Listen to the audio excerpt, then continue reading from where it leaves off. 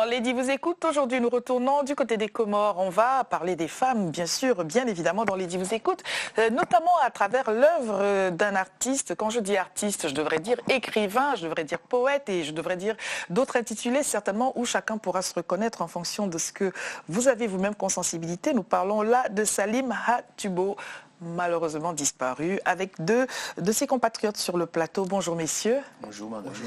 Ali Abdoum Daoma, vous êtes enseignant-chercheur à l'Université des Comores. Vous êtes venu des Comores pour nous parler du disparu, non? Merci madame de nous inviter dans votre plateau, dans vos plateaux, pour venir rendre un hommage posthume à notre frère écrivain Salim Hatubo. Je suis venu à Paris juste pour assister à cette émission et je vais essayer de répondre aux questions que vous nous avez posées relatives à la femme dans l'œuvre de Salim Hatubo.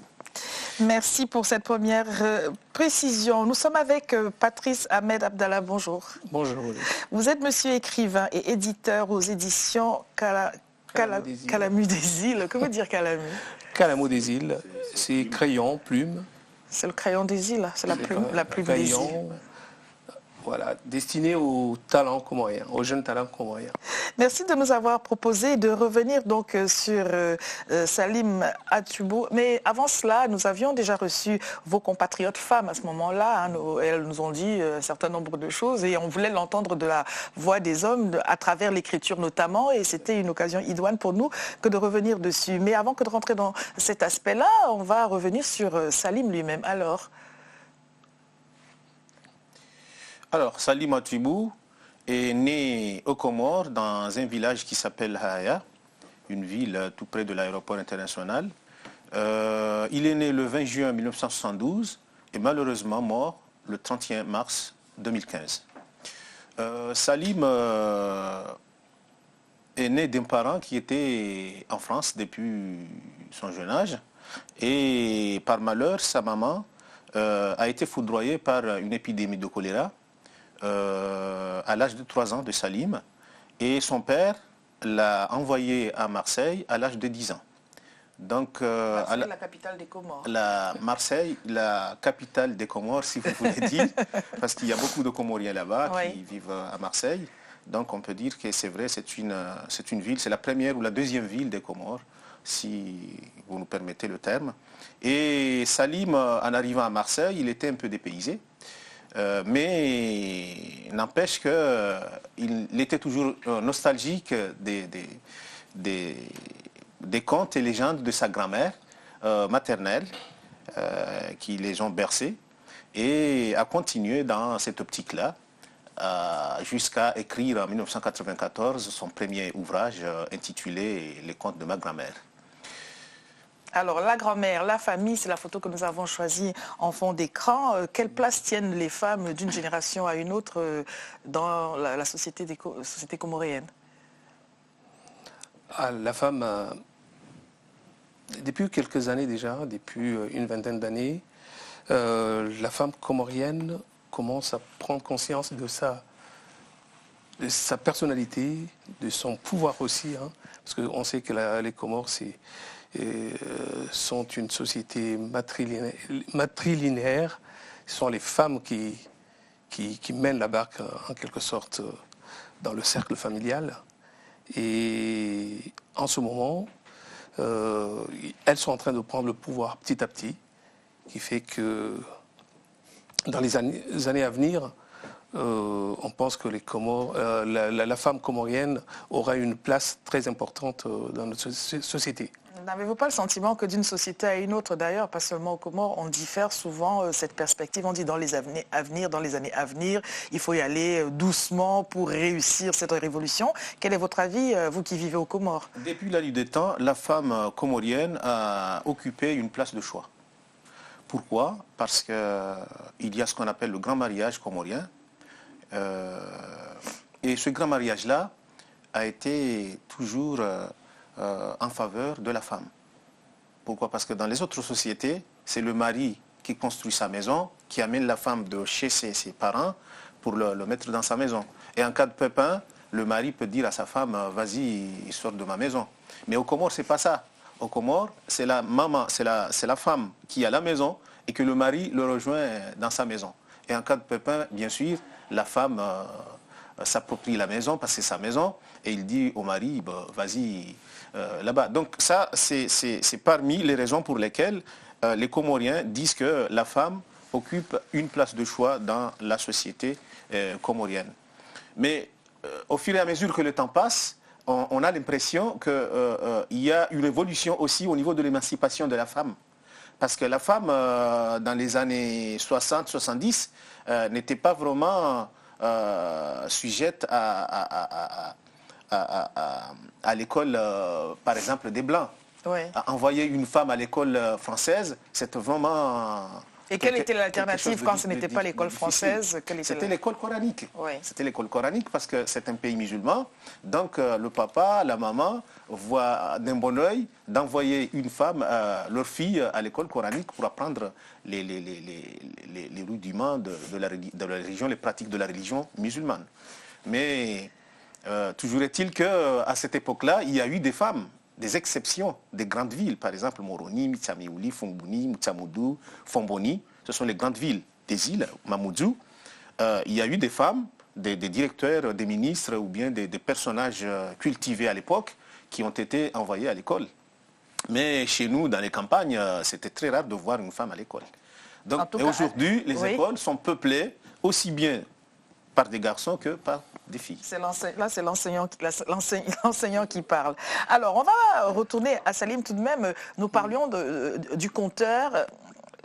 Le conte dans la transmission, parce que c'est comme cela que les petites oreilles, hein, comme on peut voir sur la photo d'ailleurs, entendent et retiennent l'histoire, la tradition, peuvent la véhiculer, peuvent la transmettre aussi.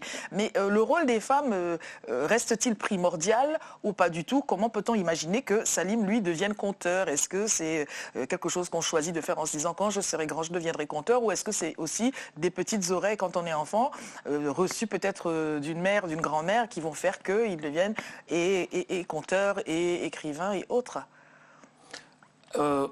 S'agissant de Salim, d'ailleurs, hein, quand on voit son premier roman, son premier livre, c'est Les contes de ma grand-mère. C'est-à-dire que Salim, étant petit, et ça il le répète, ça se voit dans ses œuvres, tout petit déjà, il était imprégné de ces nuitées de contes autour de sa grand-mère qui l'ont vraiment marqué. J'imagine qu'il n'a jamais pensé qu'un jour il deviendra un grand conteur qu'on connaît, mais ça l'a beaucoup travaillé et il s'est préparé à devenir un jour conteur. Parce que déjà, tout petit, il se donnait souvent avec ses petits frères, ses amis. Il prenait le rôle de la grand-mère et jouait l'acteur en disant des contes à ses amis. Ça se voyait déjà. Est-ce qu'il n'y a pas un conflit de génération? Parce que quand on entend parler de tradition, j'ai écouté avec de grandes oreilles cette fois-ci le fait que le domicile appartient à la femme et que si tout ne va pas bien, c'est le mari qui va devoir partir sans que personne vienne se mêler de le forcer, mais parce que c'est pertinent. Mais est-ce que cette tradition-là, par une génération jeune à laquelle aura appartenu Salim et ses pères PAIRS, est-ce qu'ils sont eux aussi ancrés? Était-il ancré dans cette tradition ou est-ce qu'on s'émancipe, bon an, mal an, d'un certain nombre de considérations et on passe à autre chose?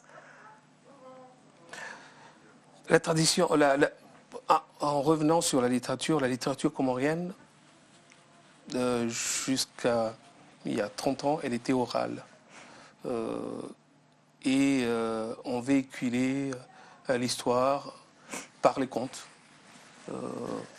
C'est seulement en 1984 qu'on a vu apparaître le premier roman comorien, La République des Imberbes de Mohamed Touairi. Et à partir de là, ça a donné de l'espoir autour des jeunes comoriens. Et on s'est rendu compte qu'à travers les histoires orales, on peut les transcrire en roman, en conte, et ça a suscité des ambitions. D'ailleurs, c'est le premier qui a suivi Mohamed Touaïri, c'était Salim Atubou. Parce qu'en 1994, il a écrit son premier roman, Les Contes de ma grand-mère, et suivi par d'autres. Vous êtes-vous retrouvé dans les contes de la grand-mère de Salim, d'ailleurs, chacun? Vous êtes-vous retrouvé tout à fait dans ce contenu? Tout à fait, tout à fait. Moi, j'ai vécu ça aussi avec ma grand-mère. Peut-être que je n'avais pas cette oreille attentive par rapport à Salim Atubou, mais j'ai été imprégné aussi dans ces veillées nocturnes autour de la grand-mère et de toute la famille, le quartier. C'était impressionnant. Alors avant d'aller de l'avant et de parler des femmes peut-être, alors au-delà de la grand-mère, y a-t-il d'autres femmes qui apparaissent dans son travail et puis dans la littérature comorienne pour ne pas la réduire seulement à Salim? On regarde donc en image la sélection que vous avez bien voulu nous apporter.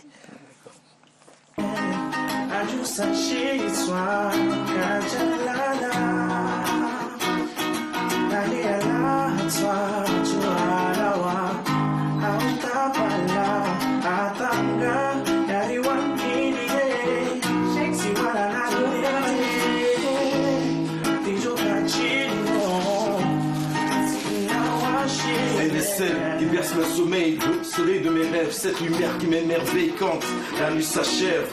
Elle est cette rose que j'arrose pour que la vie soit rose. Elle a cette chance, cette dose qui la rend morose. Elle me donne des ailes, des aisselles pour atteindre le ciel. Seule avec la magie de son sourire, beau comme l'arc-en-ciel. Mon cœur est assoiffé, et elle est mon puits. Mon corps a mal et affaibli, elle est mon seul appui. Source de ma vie ou celle qui suscite mes envies. Commandant de mon navire, sans toi mon bateau chavire. Femme militante, flamme qui brûle la soumission, celle qui défie ceux qui la prennent pour une machine à reproduction. La tête haute, elle combat l'excision avec du cran, sachant qu'elle est loin du bout de sa mission. Elle est là, maman des orphelins de guerre et du sida, se soucie de l'avenir de 300 000 enfants soldats.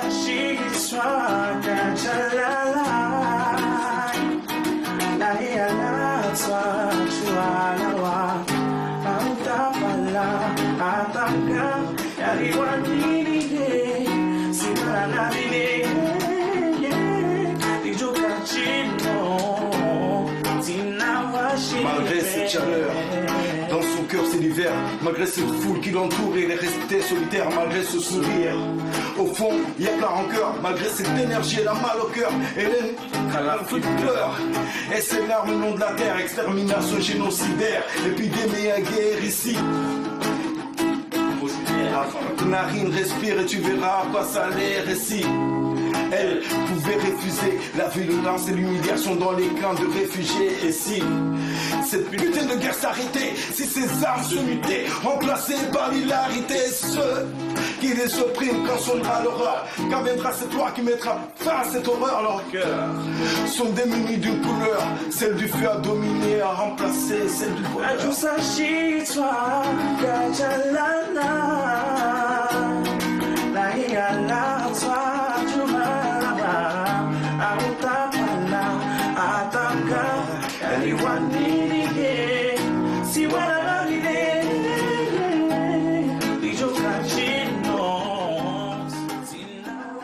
Voilà donc, si vous ne l'aviez pas connu, Salim Atubou, que nous célébrons aujourd'hui, notamment à travers et les contes de sa grand-mère, mais les femmes dans la littérature comorienne, avec nos deux invités qui sont restés avec nous. Merci de nous avoir encore une fois proposé ce sujet-là. J'annonçais avant cet élément vidéo qu'on parlerait donc des femmes dans la littérature. Si là, il a porté sa grand-mère, heureusement, en tout cas, on a souvent une grand-mère, fort heureusement, mais dans la littérature, est-ce qu'elles sont dans un rôle, pardonnez-moi, un rôle de mobilier, hein, elles font partie des meubles, hein, on dit... ma sœur, ma fille, c'est un décor, mais ce ne sont pas nécessairement les héroïnes, les actrices principales de telle ou telle œuvre. Me trompais-je? Tout ce que je sais des œuvres de Salim, il a placé dans un premier plan la femme.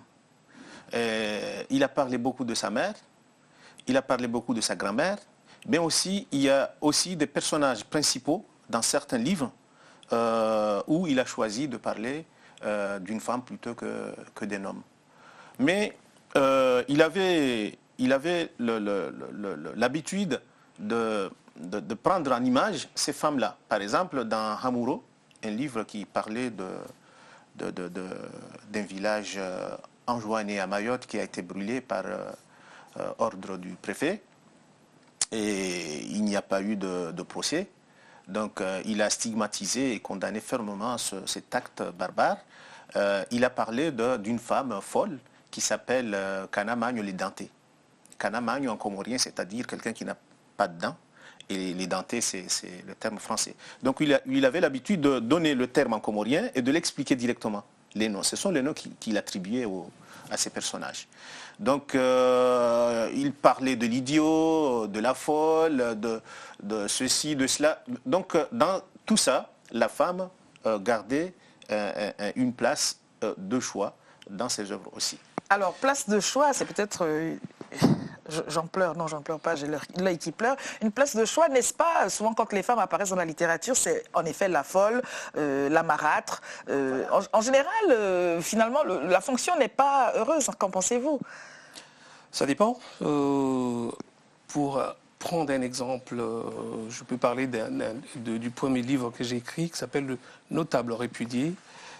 Quand on entend le mot répudié, en général, dans notre société, surtout la société comorienne, c'est l'homme qui répudie la femme. C'est pas répudier eux.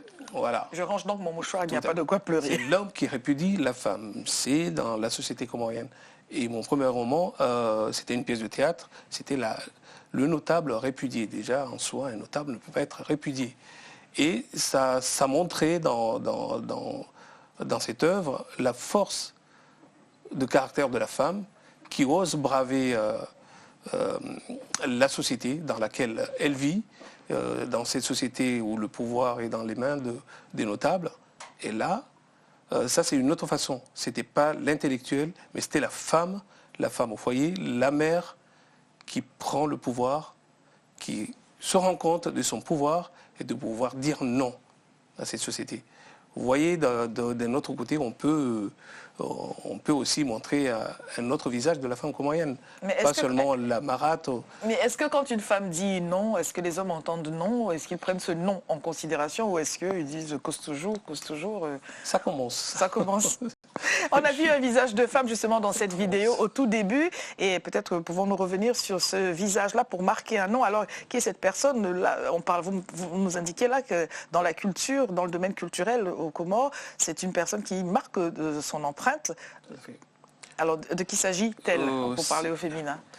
La femme qu'on a vue passer, elle s'appelle Wassila Bosvi et c'est une grande actrice culturelle qui vit à Auxerre, qui vit vraiment autour des œuvres comoriennes, qui essaye de montrer une autre image surtout de la femme comorienne. Elle mène des actions humanitaires aussi. Elle était beaucoup proche de Salim Ouattoubou parce qu'elle faisait souvent appel à lui, à Auxerre, pour monter des séances de contes, des festivals, des cafés littéraires. Et cette femme est très, très, très présente. Très, très présente sur notre écran. Peut-être on va revoir l'image. Alors, Salim n'est plus, hélas, mais quel legs à ses contemporains et puis aux bien plus jeunes que lui, aux petites oreilles, comme je disais au début de cette émission. Que pensez-vous que l'empreinte de l'artiste, on a entendu là, c'était de la musique, je disais du slam, peut-être du rap, peut-être de la poésie, peut-être du conte. Finalement, c'est le même univers pour ceux qui ne vont pas prendre un livre et l'ouvrir, parce que la littérature, il faut pouvoir, et non pas seulement vouloir se l'approprier, il faut pouvoir avoir accès à cela. Quel legs pour la société comorienne aujourd'hui et puis pour les plus petit. Salim est inhumé dans sa ville natale à Hahaya, mais je peux dire qu'il est immortel. Immortel en ce sens qu'il a laissé plusieurs ouvrages, et ces ouvrages-là, toutes tendances confondues dans la littérature comorienne, car il a fait des essais, il a fait des poèmes, il a fait des romans, il a fait des bandes dessinées, il a fait des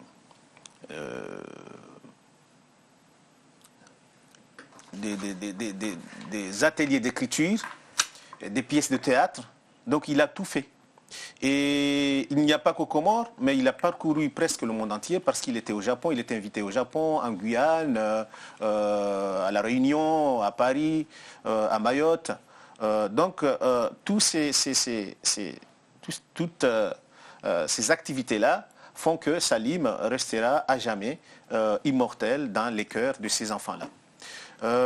En ce qui concerne la femme, je veux rebondir un peu sur la question de la femme, que l'époque où la femme restait au foyer et attendre son mari, c'est une époque qui est révolue aux Comores. La femme aujourd'hui travaille en même temps que son mari. Et elle n'attend pas que son mari lui amène son salaire pour vivre ou survivre. Mais la femme d'aujourd'hui, qu'elle soit lettrée ou illettrée, essaye quand même de se débrouiller et de vivre de façon vraiment indépendante par rapport à son mari ou à son entourage. Alors, donc on peut dire que c'est une évolution, c'est un phénomène de société qui est en train de se créer en Afrique et en particulier aux Comores. Mais alors, du contenu de ce qu'il y a dans la littérature et à la vie réelle, d'ailleurs, ce qui est dans les livres est ce qui est dans la vie, ou est-ce que ce qui est dans les livres est ce que l'on fantasme dans la vie? Par où est-ce que cela commence? Est-ce qu'aujourd'hui, est-ce que cette tradition va perdurer? Madame dit, monsieur, tu m'épouses, tu viens, tu habites chez moi, et si ça ne va pas, au revoir. Est-ce que la société ne va pas être... la tendance, la mutation sociale, on n'est jamais à l'abri d'un changement? La mutation, elle se fait tout doucement, comme dans chaque société. Malheureusement. Que pensent les hommes de cela, messieurs, vous qui vivez ici en France, où ça n'est pas ainsi que les choses sont abordées? On vit en France, mais on n'est pas coupé de la réalité des Comores, on n'est pas coupé de notre société. Oui. Même en France, on vit notre société ici, même en voulant... Voilà ce que vous êtes en train de nous dire. Mais comment cela, un Comoréen comme vous? Non, mon frère a montré un petit peu le côté traditionnel. C'est le mari qui va habiter chez la femme. Chez la femme. Mais depuis un certain temps, maintenant, les couples qui se connaissent depuis le lycée arrivent à construire une vie ensemble et des projets de société. Donc la maison appartient aux deux. Aux deux maintenant. Que disent les anciens de cela? Ils voient ça d'un bon œil. C'est ça ce qui est bien chez le Comorien. On évolue, on accepte. Quel avantage cela avait-il pour expliquer un peu, ou en tout cas pour mieux comprendre cette tradition, quel avantage y avait-il à ce que c'est l'homme qui aille habiter chez la femme? Je pense, par rapport à ce qu'on appelle le handa, le grand mariage, c'est le père qui doit construire la maison qui va accueillir le mari de sa fille. Ça, c'était la tradition. Donc, est-ce la maison de la femme ou est-ce la maison du père de la femme? C'est la maison de la femme. Une fois fini, le mari doit rentrer chez sa maman, sa mère. Ah oui. C'est ce que j'avais montré dans ce qui était marrant dans le notable répudié. Quand le mari a été répudié par sa femme, il est parti, au départ, dormir à la mosquée, parce qu'il était gêné, il avait honte de rentrer chez sa mère. Comme il n'a jamais construit une maison, il habitait toujours chez sa femme, et là, il était obligé de rentrer chez sa mère. Et maintenant, comme en France, quand on divorce, on laisse la maison à la femme. Je vous donne le mot de la fin. Oui, moi je peux dire qu'il y a eu une métamorphose de la société comorienne dans le concept du mariage, notamment le fait qu'aujourd'hui, la femme choisit elle-même son mari. Alors qu'il y a quelques années de cela, c'était le papa, c'était le père ou l'oncle qui choisissait le mari de sa fille ou de sa nièce, aux grandes dames, bien sûr, de la fille. Mais aujourd'hui, ça, c'est une époque révolue, c'est une chose qui est vraiment abandonnée. C'est la femme, c'est la fille qui choisit son mari. Bien entendu, en commun accord avec ses parents. Mais même aujourd'hui, si ma fille me demande, papa, cherche-moi un mari, je lui réponds directement, mordicus, que non. Trouve-toi un mari. Trouve-toi ton mari. Et moi, j'aurais peut-être un mot à dire, mais je ne suis pas là pour choisir ton mari parce que je ne sais pas ce qui va se passer après. Et je ne sais pas si vous avez parlé de la maison. La maison, c'est vrai, c'est l'oncle, ce sont les parents qui construisent la maison. Et c'est un honneur pour le parent. C'est un honneur pour l'oncle maternel de construire la maison de sa nièce. C'est un honneur pour la maman aussi de construire la maison de sa nièce. Et une maison, une belle maison du village ou de la ville pour faire la distinction entre les autres maisons et sa maison. Mais une fois le mariage périclite, c'est la femme qui reste dans son demeure. Donc ça, c'est l'avantage que nous donnons aux femmes comoriennes aujourd'hui, parce qu'aucune femme n'est SDF, parce qu'elle a sa maison. Nous allons terminer là-dessus. Nous voulions parler de Salim Hatubo et c'est là notre manière aussi de le célébrer dans la vie et dans la continuité en espérant que cela va susciter d'autres Salim encore. Merci beaucoup Patrice Ahmed Abdallah de nous avoir proposé ce sujet encore une fois. Merci à vous Ali Abdou Ndaoma, pardonnez-moi. C'est pas facile à prononcer. Oui, mais je me cramponne. Merci à tous et voilà, découvrez et rêvez des merveilles de la société comorienne. Au revoir. Merci.